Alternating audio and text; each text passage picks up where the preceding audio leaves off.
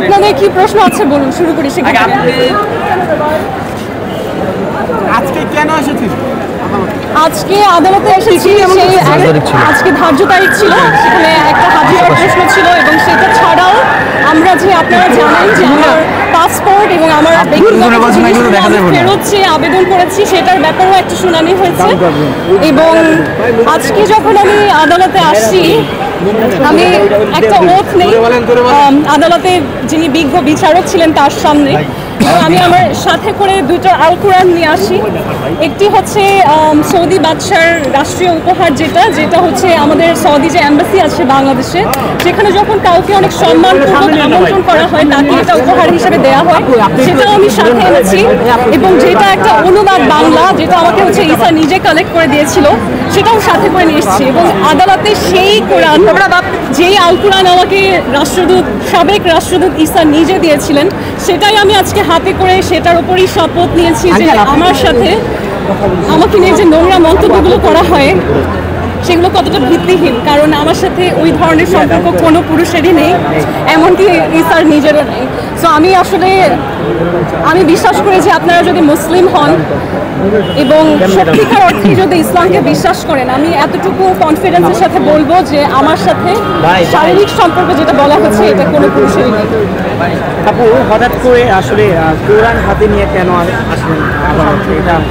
কারণ আসলে আদালতে বিচার প্রক্রিয়াতে একটা না একটা সময় হয়তো যদি তারা ফেয়ার অ্যান্ড জাস্ট থাকে, তাহলে একটা না একটা সময় অবশ্যই সবাই বুঝতে পারবে যে কী পরিমাণের বানোয়াট, ভুয়া এবং চক্রান্তমূলক, এবং আমাকে শুধুমাত্র হ্যারাস করার জন্য, আমার ক্যারিয়ার রেপুটেশন নষ্ট করার জন্য চক্রান্ত করে কিছু মানুষ এই মামলাটা সাজিয়েছিল। এটা একটা না একটা সময় আদালত যদি ফেয়ার থাকে তাহলে সারা পৃথিবীর মানুষ জানবে। এবং আপনারা জানেন যে হাস্যকর বিষয়, যাকে নিয়ে এত কথা বলা হচ্ছে, the ex ambassador Isa, even he is not in the court. তিনি কিন্তু কোর্টে আসেন না। তিনি যদি ভিকটিম হন তাহলে তো তার কোর্টে আসার কথা, তার ন্যায় বিচার চাওয়ার কথা।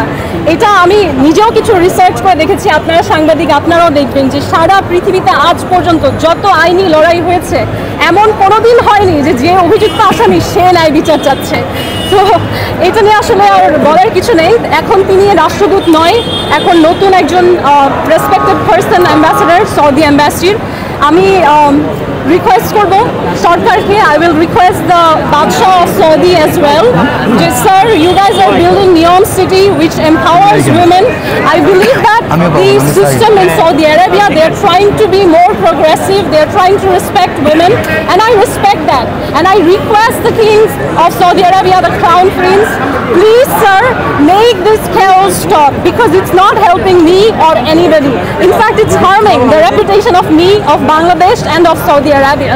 So I really request the states, both the states, Saudi Arabia and Bangladesh, to please stop this chaos. Amake free koren, let me be free, let me go back to my life. I'm tired of this, and this is why I brought the Quran and I took an oath on it that each and every allegation, specifically the allegation of me being with men, is 100% false. আপনার একটা প্রশ্ন, সেটা হচ্ছে কি, আপনি একটা status দিয়েছেন তৌহিদ আফ্রিদির সাথে এবং ঈসার সাথে একটা ছবি মিলিয়ে, ছবি রেখে